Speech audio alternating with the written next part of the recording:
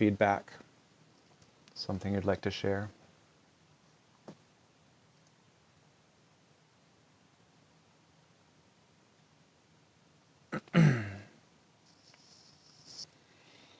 Hello everyone. Please tap the like screen to get the likes up, and more likes means more viewers. Greatly appreciated. Thank you for participating. Yeah, MLK is the GOAT. We've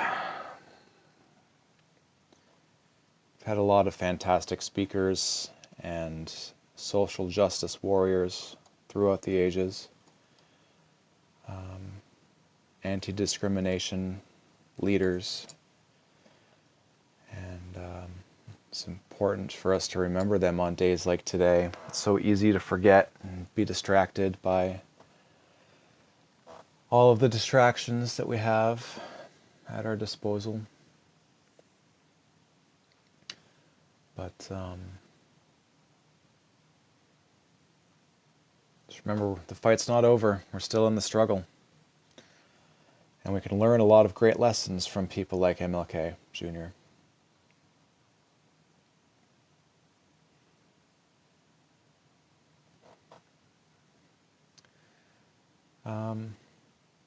Does anyone want to come in and chat? Anyone want to talk about it? Any thoughts? In case you weren't here, I just read the 6 pages of MLK Jr.'s letter from the Birmingham jail. It's a profoundly moving letter that everyone should read at least once in their lifetime. No matter where in the world you are, it's a really good bit of history to illustrate what was on the mind of MLK Jr. in 1963. To remember the struggles of the time and how they were so different and yet so similar. Yeah, I wish we got to see what he did too. We've had profound improvements since 1963. I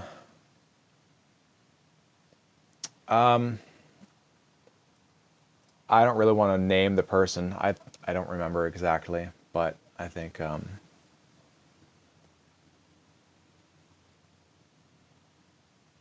yeah, JFK and Bobby Kennedy, they were very progressive for their time too.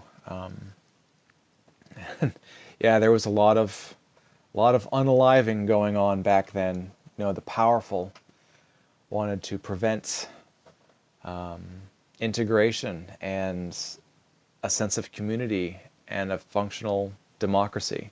They wouldn't have it.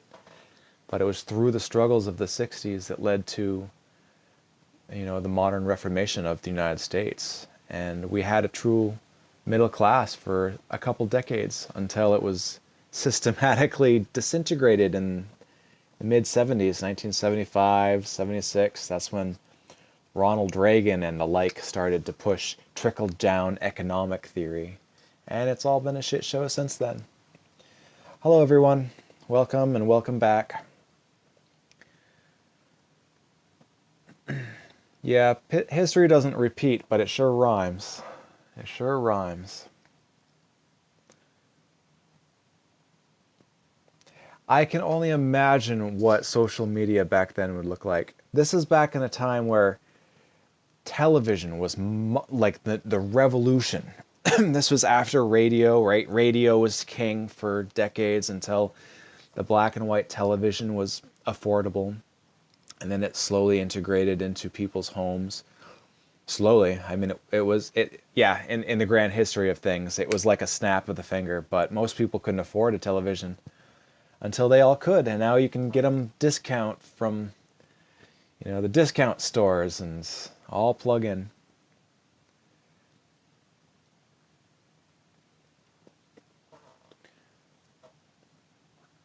Video killed the radio star. It sure did. Yep.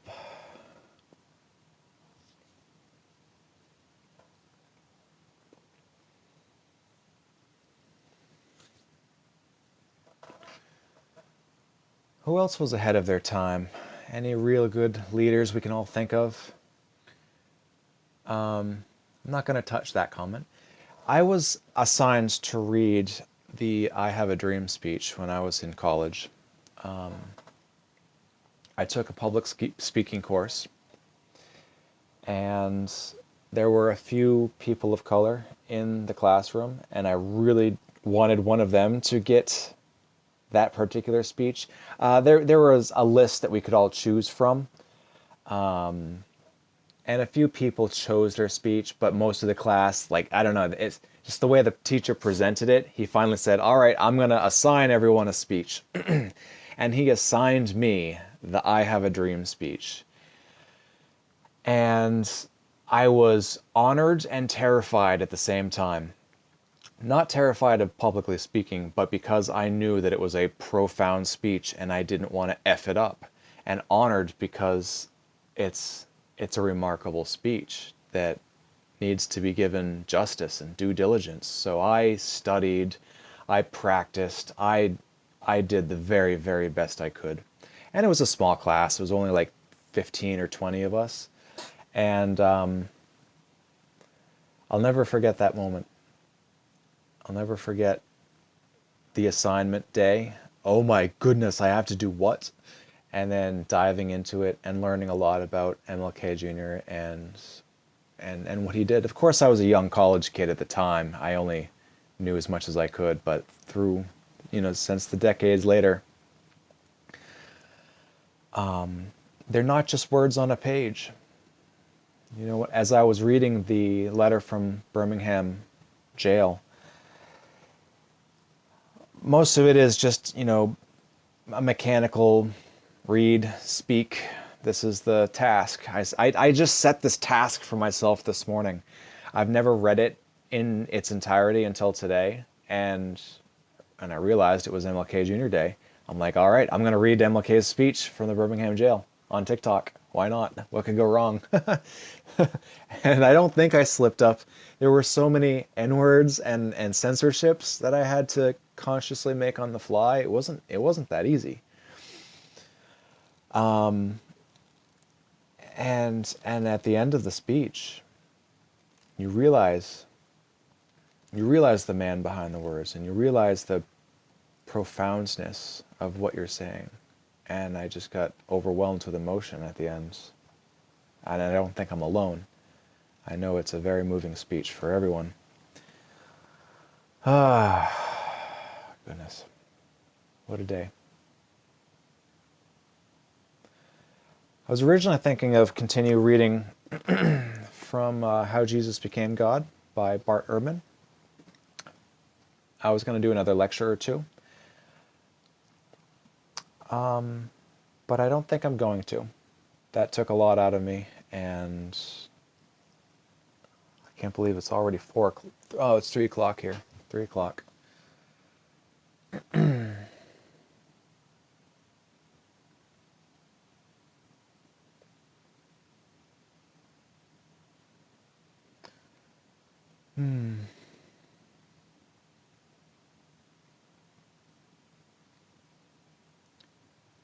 Oh, there's Chelsea.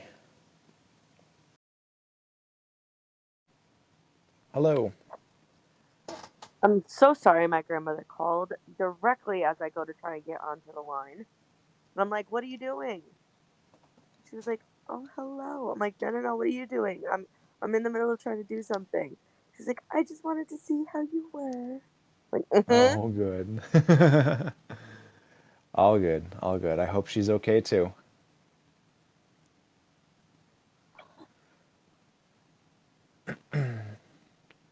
She is good. Oh, she's calling me back. Hold on. God Okay. only freaking knows.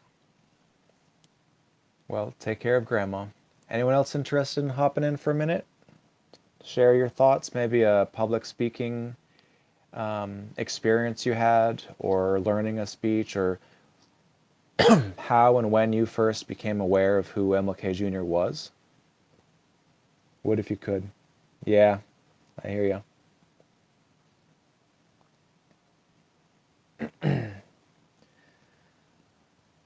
Hello, how are you?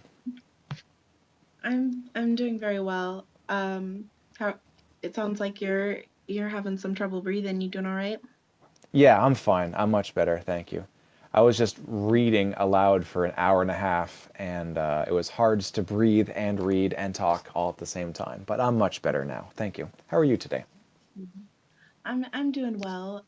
You asked if I ever read any of the, or if any of us have ever read like public speaking or heard like the MLK speeches and stuff. And I had this one um experience that I remember when I was in high school. We had this like diversity, equity, inclusion, like he was the head of like the multi, I don't remember what it was called, but it was like a group basically on campus that was about that talked about like race issues and stuff like that. And I remember thinking it was super powerful, the way he read it, and just like it was really engaging, and it brought a lot of questions that I hadn't really thought of at that point in my life. um and then we ended up going to like my current world problems class. I mean, this was a long time ago, but and listening to everybody talk about whether or not they believed it still applied in the world and stuff like that was really heartbreaking. Because for me, like, I felt like the words were like classic, and like they did still apply to my experiences and my family and people that I knew, people I saw in my neighborhood, that there was still a need to hear the words, and that it wasn't over, and that we were still growing. And I think that when I look around now, there's still just as much disbelief about whether we still need to hear the words and whether or not it's still an issue.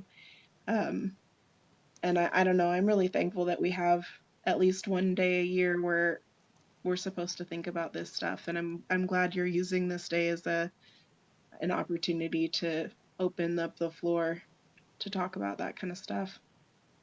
Yeah, my pleasure. Thanks for sharing. No problem. Do you feel Um, like is there anything from your point of view that like that you feel like directly relates to like MLK's goals and what, what today is supposed to be about and where we should be headed, that you feel like ties in? I think I think today is a chance to remember and to learn for the people who either understand who he was and what his movement tried to achieve and what his movement did achieve. And for those who didn't know or don't know, they have an opportunity to learn from the people who know, who remember, because this is a moment in history that will soon be lost. You know, the people alive at the time who were there for the sit-ins and the brutality of the police, those people are leaving us. You know, they're leaving this world, and it's up to us to remember. And that's hard because history is so well manipulated and controlled by media, the authors, the publishers. The narrative is controlled in a lot of ways. So thank you for your recognition. And I honestly didn't think about even doing this at all until this morning and realized that it was MLK Day. I really think that there just are a lot of ways that the world still needs to hear that voice, and the way that he expressed himself, the way that he was able to pinpoint why he felt like the change wasn't over. It is just really heartbreaking to me that he wasn't allowed to continue existing in a world where so many people resonated with what he was saying. And I feel like as a culture, like in the United States, I feel like we could have gotten a lot farther if that generation was able to um, continue on, and if he lived, if he wasn't assassinated and all of that, that like all of their voices would have been heard. Like there more things that we're trying to accomplish now could have already happened. Like, I feel like his death just kind of was a blow to the African American community. It brought people back. Like, my dad was around during that time. He felt like he wasn't safe, and there were all these. I mean, there's so many examples of times when Black people specifically, and other people of color in the US have been hurt and unjustly, the suffering, as a whole community, people of color, all of that stuff. I feel like it just keeps going. And I just feel like we could have been a lot farther along as a society in like having equality and making things right, and recognizing that we aren't our ancestors, but that we're still healing. And I think that I don't think the Black community has ever healed from all of the things. Like, if you go from slavery to Of Jim course not. Crow to like redlining and real estate injustices, like the so many things, I don't feel like they've healed from. And I think right now is a time when people are saying, listen, we need to heal, and other people are saying, it's over, get over it. And trauma doesn't work that way. And Right. if you grew up in a household that suffered because of these things, then you suffered too, even though they didn't happen to you. And you can, if nobody heals from it, and no one's allowed to just to say, like, I still resonate with these words, without being accusatory and other people feeling like they're being attacked because they're white, I just feel like that defeats the purpose. And like, I totally think racism still exists. And I think there's a lot of misconceptions about um, what racism even is. Um, and it's a lot less obvious because it's not as overt as it used to be. Yeah. It has been turned into a system of dog whistles, and those dog whistles have often become bullhorns in the recent future. But it's impossible to even start to heal from a wound when the wound is still gaping and bleeding. There's so much police brutality going on still, unjust incarceration of certain groups unfairly, and and I don't know if we'll ever get over it. I'm worried. I'm deeply troubled that it might be so deep ingrained in our culture that we'll hopefully it'll subside over the decades to come. But we're only a few decades after his the end of his life, and all of the other great speakers and revolutionaries and freedom fighters of the time.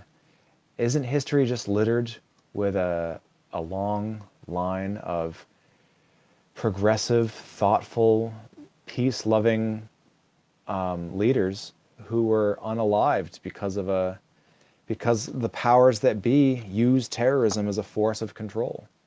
They rewrite the history books. They choose which history books are in our schools, and it obfuscates and it detracts from the importance of these people like I feel like MLK and JFK. it And also really makes people wonder what they can trust. Like, we want to yeah, believe that we live in a system that can correct itself, can check and balance itself, that can change when necessary, and that ultimately is to protect everyone. And everyone is included in that.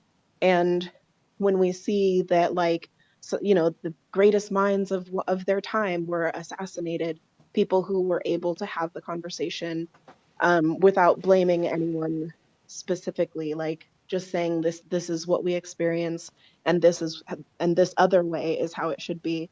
Being able to articulate that without saying, like, oh, white people are racist. Like, I right, mean, I just think, like, there's so many bad voices who try to carry the torch about the in this conversation. We're running a relay, between whether or not racism even still exists. And it just to me, it's like, it just totally, it's self-defeating. Because if you can't recognize within yourself how, like, for me, I'm mixed. So I grew up in in a Caucasian family, you know, Caucasian sort of traditions. But I was also invited to the black barbecue on my dad's side, and I wasn't raised by him or his family, but I was accepted in that space. As I've grown throughout my life, being mixed has excluded me from just as many circles as it has included me in. And I feel like it's given me a certain amount of privilege that people don't specifically know what my race is. So they have to get to know me. They can't just put me in a box or just decide, you Yeah. know, what they think I'm going to be like based on how I look. And that's been a privilege for me. And I've enjoyed a lot of I've enjoyed white privilege to a certain extent because I was raised in a white family. And there's things that, like, I think there's a lot of people who are they're Caucasian, they're maybe German, they're Irish, they're Scottish or whatever, but they're Caucasian and they live in the United States and maybe they lived in poverty. And it's like, when people, I think a lot of the people who think racism doesn't exist, they think it because they experienced poverty and the injustices that poverty you know, can cause, which can be similar to the injustices that can be caused because of racism. If you don't have money, you don't have power. So there's that Hmm. power dynamic applies to people in poverty, and it applies to people who are people of color, but it's not the same experience. And I think people conflate a lot of times. They'll say you have white privilege, but you don't understand what that means if you're associating white privilege with having power or having money or having lots of opportunities, and that's not the same thing. And proximity to racism doesn't mean you experienced racism. And there's just so many barriers to deconstruct before we can even talk about moving forward. And there's so many people that I feel like don't understand, you know, in their own point of view, what's wrong with the way that they're arguing. They don't Right. like Why their they don't thought understand what, process is so flawed. right. And like, for example, if specifically, like, let's say you grew up in Detroit and you grew up on the wrong side of the tracks and you went to an urban school, that doesn't mean that racism didn't exist, because you could have walked to school side by side with a classmate who was black. And the one question we could ask is, how many times were you recruited to a gang, or, you know, how many times were you solicited to join a gang if you were the Caucasian child versus the person of color? And like, it doesn't mean that you didn't suffer. It doesn't mean that you didn't experience poverty, but there's these extra things if you live on the wrong side of the tracks and you're black that you experience than if you just lived on the wrong side of the tracks.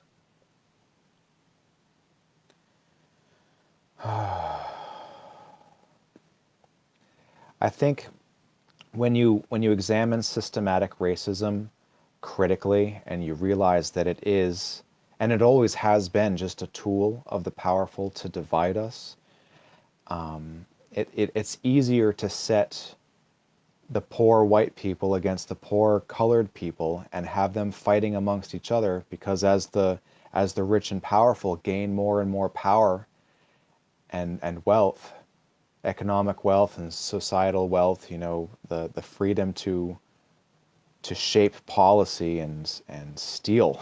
Ultimately, it all comes down to greed, right? It all comes down to greed, and racism has been a very useful tool of the economic royalists, the robber Absolutely. barons, the bourgeoisie, to Right. divide us. Well, And and if you look at hate groups like the KKK, for example, who filled up the ranks? Maybe it was started by someone who had money. Maybe it was started by someone who's a slave owner. And I don't specifically right, know who the names or anything of who was involved, but it but would then make it sense formed that a into rich like a person, just a church thing. Like, people go to church. Oh, you're white and you want to do this? Well, join our special K club. right? Like I think that the people who had power, say like the rich slave owners that had plantations and stuff, it was in their best interest to keep the poor white people down by having free labor, which was the African Americans. So it was in their best interest to pit the poor white people against the slaves, because the slaves in the poor white people's eyes were taking the only jobs that they could get. If they Mm-hmm. didn't have land to hire people to work, they could go work someone else's land. But why? But unless somebody was virtuous and didn't believe in owning slaves, there were less jobs to be done. And so the poor white person had to blame the slave for being able to undercut them in terms of labor and make it so that they don't have job prospects.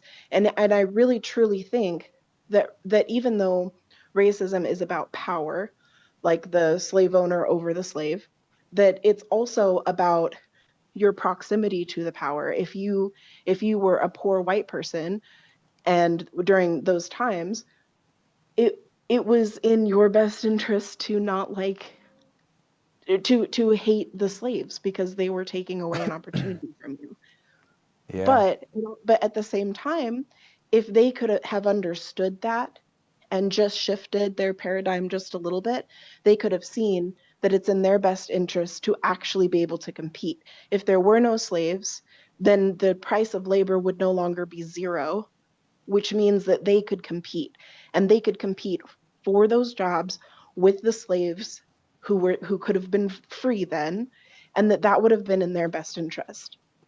But they didn't see it that way because they wanted to be the rich white person who did have slaves. They wanted to utilize some sort of white superiority to be able to gain slaves and gain power. And it's really sad, but it's perfectly logical that they would see this idea of a successful plantation owner and want that for themselves.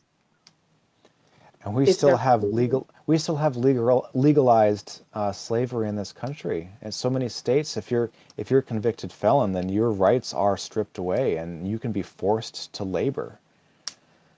And that just breaks my heart. We, well, and it goes into how like slavery didn't disappear, it changed.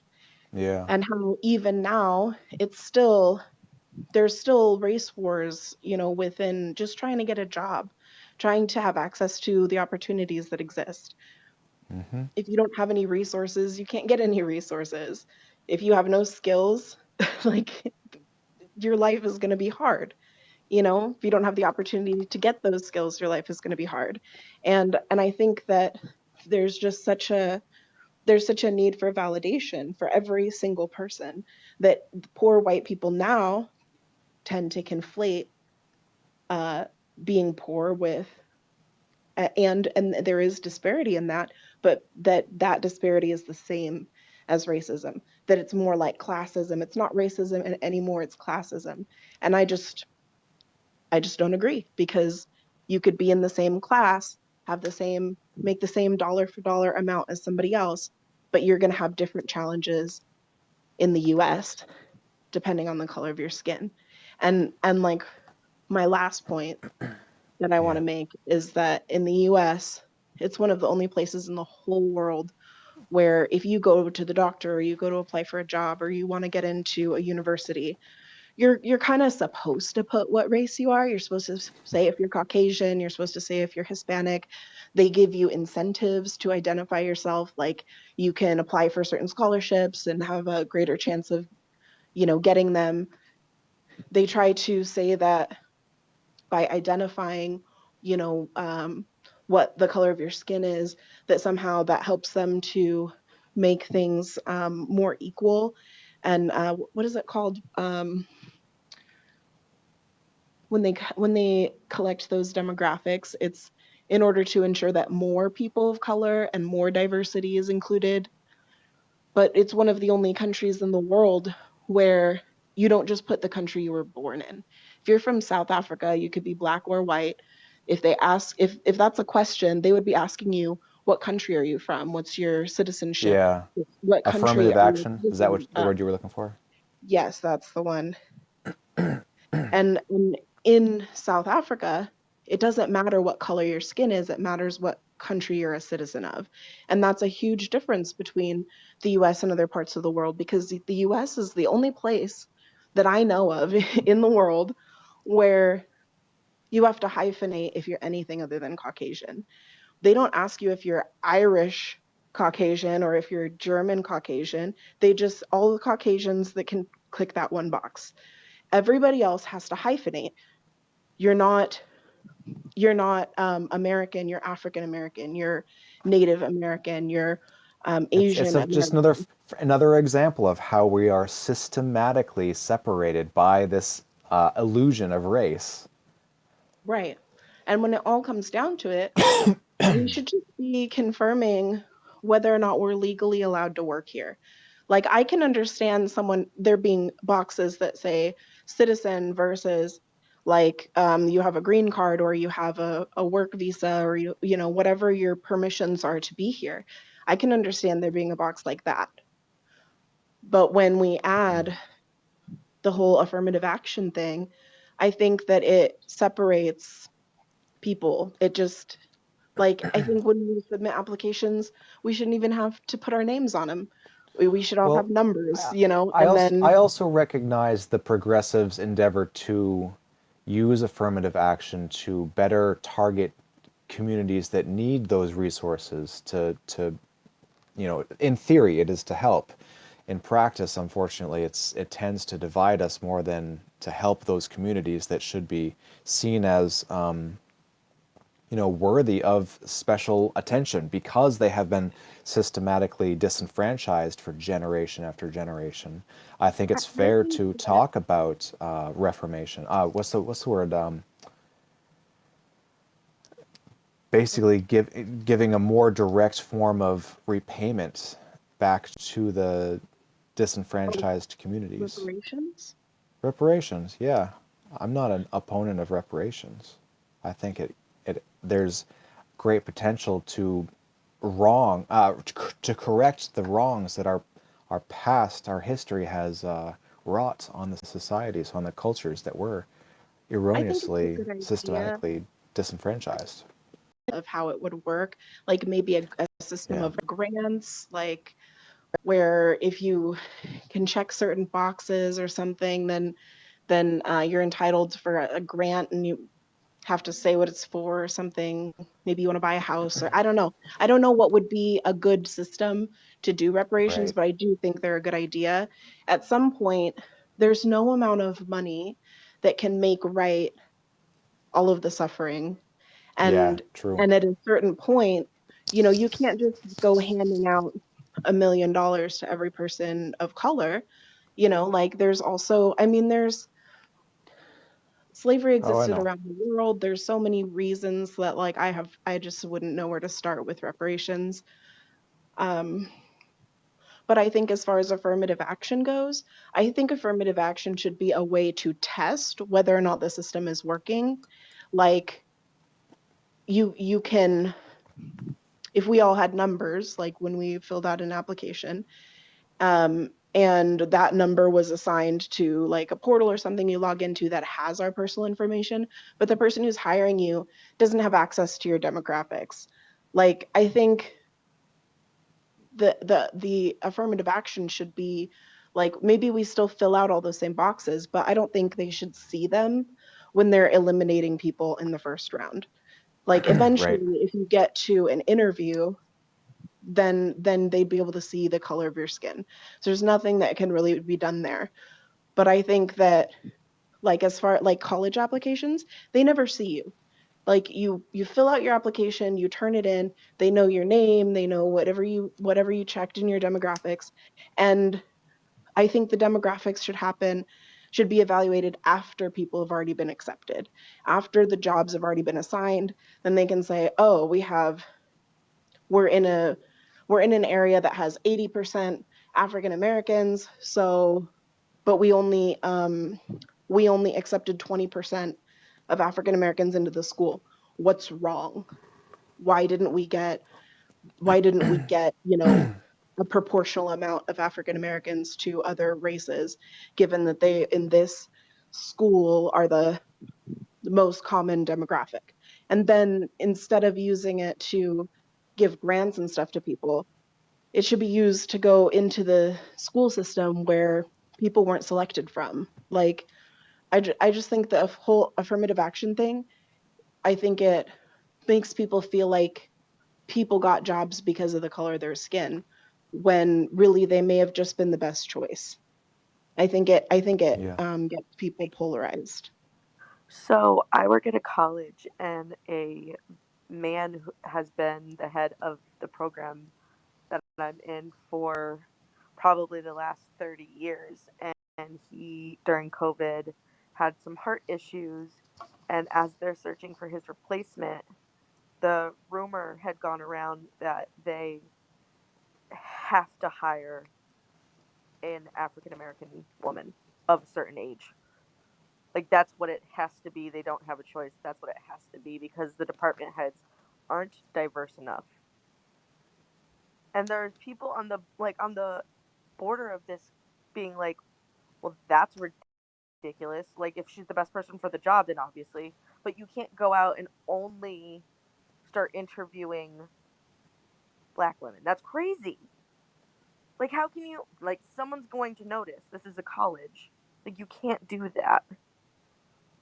And right now they just hired someone to, like, fill the slot meantime, and it is a woman, but they're still not happy. Like, that baffles my mind. And Hmm. like, yes, it's a rumor that's going around, but I had someone who was really high up say it to me, and I was like, I don't think you can say that, like, out loud, ever. I mean, I think that hiring people because of the color of their skin is wrong.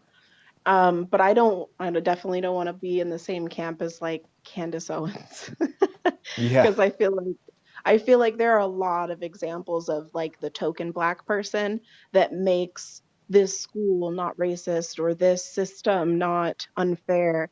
And there are even these token black people who, like, they're the exception to the rule.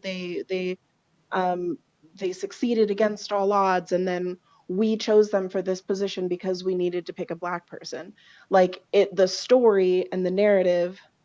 There's a bunch of token black people. Like, anywhere you look, there you can always find one person who made it. But that doesn't mean the system isn't still screwed up. And like, and Okay, I now think it's this flip this dangerous to like. flip flip the script Sorry, go ahead. completely. Think about traditionally black colleges who had to hire the token white person, and that just happened where the white teacher got her student um arrested because she disagreed with her grade, for not understanding an experience, for not understanding what, like, place she had as a teacher, not to call the police when her student disagreed with her. But that's what you get for having to have a white teacher at a school. I think that like I think if a hiring like if a recruiter is good at their job, they'll be able to find someone, like, for example, who already lives within the community. Maybe that's a white person, maybe it's a black person. I think that if recruiting was better, that we wouldn't have to have uh, affirmative action. I like But I also think that if our educational system was better, that we wouldn't need affirmative action. And if our legal system was better, then we wouldn't need affirmative action. Like, I Yeah. think the idea of affirmative action is a band-aid for other issues that are just way more substantial. And ultimately, affirmative action becomes a distraction that makes white people feel like people are racist against them. And it really doesn't have anything to do with hating black people or hating white people. It's really comes down to just trying to make things right in whatever way we have the power to do so. And I think right now, the only thing that we have is affirmative action. Like, Yeah, I want to live in a world where we don't need affirmative action anymore because our prisons aren't overflowing with one demographic over the other, and our jobs applications are one demographic with the other. And yeah, at least we don't have segregated water fountains anymore, right? Little steps, baby steps. I know, but I see a big change coming politically in the next 10 years. This next election cycle will be very interesting to follow. I think it's going to illustrate how the country is going to go, and it could go very, very terribly, or or not. I don't know. So I don't really know who all is running. I've like heard, are you talking about the presidential or are you talking about like Yeah, general mostly like presidential, but everything, every sub race, every other governor's race, it all counts. You know, it's America is a very interesting country right now, and what do you think about abolishing the electoral college? I am 100% in favor of the abolition of the Electoral College. I I think it's have an a lot anti. of confusion over how someone becomes like a delegate for the electoral college. I've tried to research it. I don't understand it, and that makes me feel like it's probably wrong. Yeah, it's confusing. I know a little bit. So I was a state delegate a few times for our state electors, state candidates, and you go to this wherever the convention is, and you cast your ballot for who you were elected to represent. And it's typically, but not always, the person that you voted for. I've seen delegates vote for people that they didn't choose to vote for in the election. Anyway, it's a messy, confusing process. But national delegates, I believe, are picked from a pool of political apparatchiks that are already in politics. For example, the chair people of our Democratic Party in Maine were the national convention delegates, among others. So I think the pool of who you can choose from is a lot smaller than just anybody. But again, I could be wrong. It could be different from state to state and party, different state party rules. But just because the system is so antiquated and confusing, it is it's long past time to graduate from that unnecessarily arbitrary and confusing process. I mean, back in the day when our mail was delivered by horse and train, I suppose it made a certain amount of sense, but we're far beyond that now. We are so light years beyond the necessity of an electoral college that the fact that we still use it do function. Can you name another country in the world that uses an electoral process, like electoral college process like we have? No, it's I got to can't go. think of one. Yeah, I think that and the gerrymandering. If we can get rid of the electoral college, gerrymandering, and then implement some form of ranked choice voting nationally, we will be in much, much, much better shape. But ultimately, it comes down to getting the friggin' money out of politics. We need to criminalize bribing politicians. Right now, it's completely legal to bribe politicians, and it is the death knell of our democracy. If we don't fix it, we're going to lose it. so with ranked choice voting, I when I was a kid, I thought what the way that it worked, like I thought like I remember when it was Bush versus Gore and Clinton versus Bush, or I don't remember who ran against Clinton, but I what I remember was thinking that people would go to the polling boxes and whoever got the most votes was president and the person who got the second most votes was vice president. That was the And rule for only a few. I think only a few presidential elections that was the rule. so But my it changed thought up is pretty quick. like what it would be the difference. So like I think that we need to get rid of having a two-party system. Like I think if Yep. you get 5% of polls, if you get 5% of a certain number of polls, I think that you should be allowed to debate on the national stage, and we need to get like the money out of politics, like all the super PACs and stuff. I think they need to go. Um, and I think it needs to be more like a grassroots thing. Like, you maybe you're a governor, and so you have the the ears of your state, but then you also, go around and you make videos or you talk to people or you do whatever and you show everybody what you believe. And maybe there's 10 or 15 people that we're choosing from. And ultimately, in the final election, I think the top two people should be president and vice president. Seems like Yeah. it would be really simple. So I want to talk about ranked choice voting for a minute because someone asked in the chat what it is, and I think it alleviates or it leads to some of those solutions, right? Alleviates the problems. And so ranked choice voting is when there are two or more candidates on a ballot. They are put on the ballot in a way that you can rank them one, two, and three. Oh, again, four, five, six. There can be any number of people on the ballot. And I'm going to use Donald Duck, Goofy, and Mickey Mouse as examples. So if your first choice is Mickey Mouse and they're on the ballot, but you don't think that they have enough votes to win a plurality of votes, then you can still vote for Mickey Mouse as your number one choice.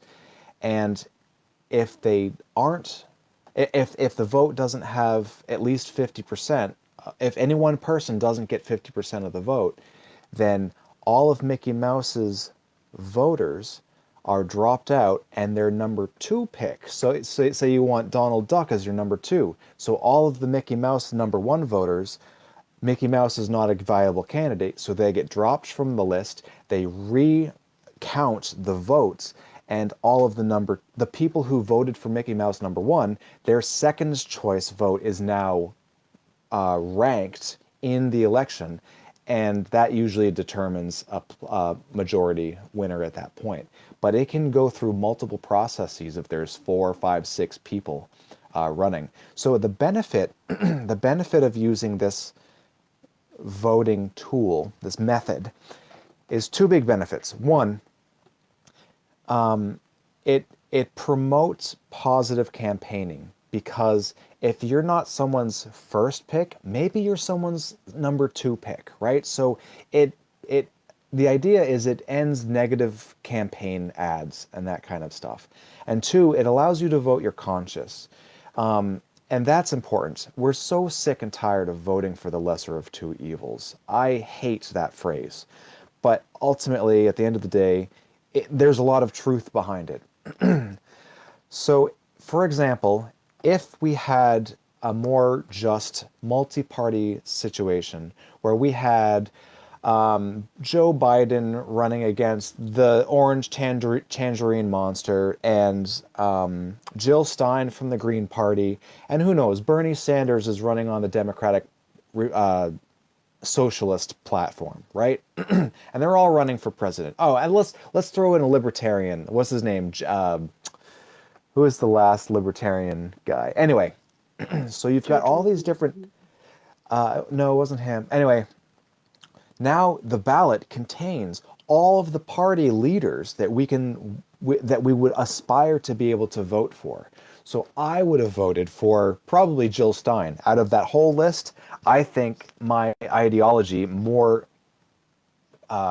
is more aligned with Jill Stein. Obviously, Bernie Sanders is a very, very close number two, and and if neither of them ever make it, then my number three vote would be for someone like Joe Biden, right? That's how ranked choice voting can promote multi-party elections, reduce the need or the use of negative campaign ads, and allows us to vote our conscience. So if you have an opportunity to get involved in your local politics in any state or town, this doesn't have to be for national elections. This can be for state elections, city elections, town elections. You can choose to vote on implementing ranked choice voting into your local election delegation. Anyone. Anyone can do it. It's just a matter of will and know-how. I think ranked choice voting sounds Gar- really awesome. Gary Isn't Johnson. it what they It use wasn't Ron in Paul. It was Gary Johnson that was running for Libertarian. Sorry to interrupt.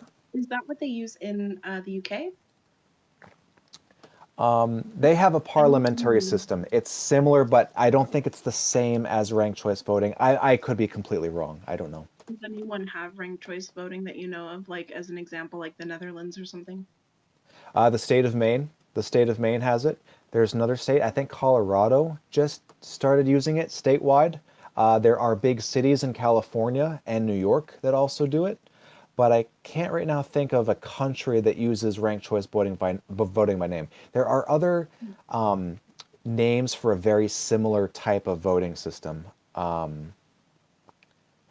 What is it? First past the poll or something like that. The point is there are many ways to count ballots, and ranked choice voting does have its flaws. I'm not pretending that it is the solution to all of our problems. It is flawed in some ways. For example, the complexity of counting. When you have 8 people on the ballot and now you need to reshuffle all the numbers, that's when computer programs are a very useful tool. Because if you have to count 5,000 ballots by hand, now we're talking about days of counting instead of hours. Right. Yeah, I think it sounds like a really good idea. I mean, I my issue with like the two-party system is like that, just like you were saying, the lesser of two evils. I don't think that's a good meter stick. Like, why not produce several candidates that you feel like actually resolve the problems that we're dealing with, and they care, and it's not about money. Like, why not produce the best candidates that everyone can and narrow them down to a reasonable pool that people can absorb all of these, the message and everything that they're trying to run on, and Yeah. then pick the best one, pick the best two. And then instead of having, I think it's strange that if, like, let's say a president died, then it goes to the vice president.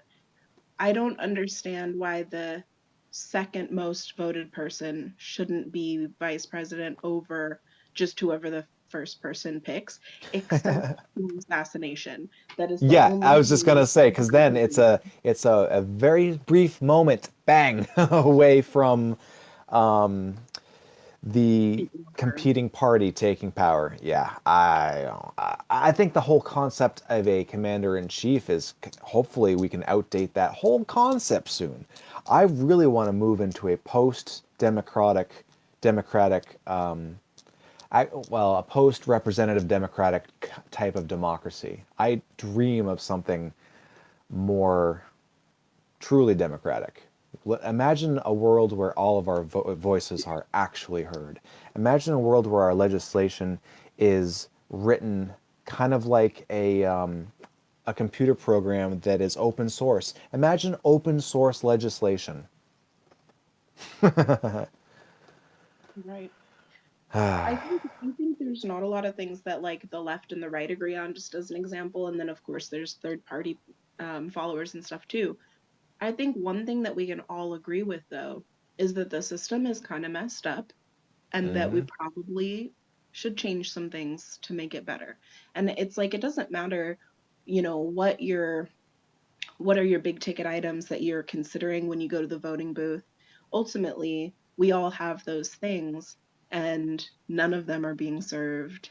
And it seems to me that the political system currently is designed to be a stalemate. It's designed to get people fighting over Yep. ideals and philosophy, but then never actually address any of that. Yep. Um, I think that's kind of the point. And it's like they get us all riled up over all these talking points, but then they don't accomplish the talking points. I think that's Yeah. very common. It's gridlock by design. Yep. And they won't allow the people to vote. Like, I think another solution would be that instead of just having like Congress or the Senate voting on these individual issues, I think people should be voting on individual issues. They shouldn't vote for the people who are going to vote. They should just vote. That's what I mean. You know? A more healthy form of direct democracy where the legislation is open sourced. I love that idea. And then, you know what? We use the blockchain for our online voting tabulation system. And Yeah, is it if perfect? No, Mhm. but you know what? It would be a hell of a lot healthier. Imagine, like, if you have ever seen the graph of public opinion versus what legislation gets passed, and Right. you look at all the pieces of legislation that have been passed over the last 30 or 40 years, there's basically no correlation between public opinion and what legislation gets passed. So if we could have a more form of direct democracy, open source legislation process, and a blockchain kind of voting system, there, we just fixed the world problems right there. You and And like me. And abolished it the took what, government 10 altogether. minutes? Exactly. Like, I mean, I think one of my things that I don't like, I mean, I've got a bunch, but I don't like the idea of big government, but I also don't like the idea of a very, very small government. I think if the government is very big, then it needs to be the people. Like, Yeah. it is whatever size the number of people you have is. Like, it should be the same. If you have a huge government, everybody is part of the government. Uh, Is it Gordon wants to join us. I'm going to bring him in for a few minutes, but I'm getting kind of tired, everyone, so I'm going to wrap the live up fairly soon, but please continue. What's on your mind? Did you want to finish your thought? oh um if it's a big government, everybody should be in the government, and if it's a small government, it can't be too small, otherwise it becomes a dictatorship. So I just think like direct voting would be amazing, and getting the money out of politics and getting some of the power out of politics. Like, if you have a lot of money, that shouldn't mean that you also have a lot of power in the government. Like, you have your own power within capitalism and consumerism, and that shouldn't give you power politically. Yeah. Hello, Gordon. What's on your minds today? Oh, just want to mention a fun fact. You probably already said it, but I just joined. Um, Junior was a Freemason just as well as his father and his grandfather. Okay. Was that mentioned already? And then No. also it is they found documented proof that he only did a term and played out his murder so he can get away from the crowds. Anyways, it's a big conspiracy, you know what I mean? Yeah, I'm not But interested in conspiracies today. yeah, I know, I know Yeah. that. Sorry, Gordon. You had a shot. We're trying to have big brain discussion here on how to un-F the world. I don't need Have we talked conspiracies. about what talked about what Canada does before their performances? No, go ahead. All right, so if you go to see a comedy show or like a singer or something like that, for just a second before the comedy or the comedian comes on or the singer or whatever comes on, and like a speaker comes over and says, "This land does not belong to us. This land was stolen. We would just like to acknowledge that." And then they go on with the show. Like, it's something so small, something so like it's so little, but it means so much. Mm-hmm. Like, that's just like it's a huge step that America needs to take, acknowledging like the atrocity of our building blocks. We have to Yeah. acknowledge the horrors of the past, because if we keep refuting them, I mean, they truly don't want to talk about them. There are still books in our schools that say that Columbus was a great guy. Like, like, come on.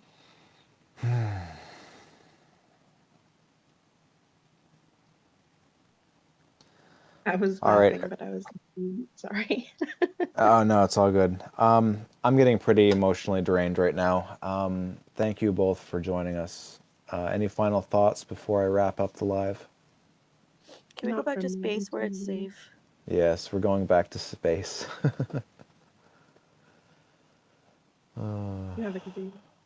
Yeah, you too. Can we end with a happy rainbow giraffe? Yes, we're gonna do that. Lisa, leaf be upon her.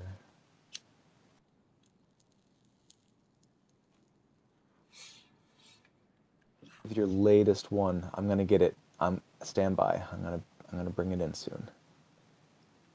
This one still makes me happy. This one's good. This one makes me really happy.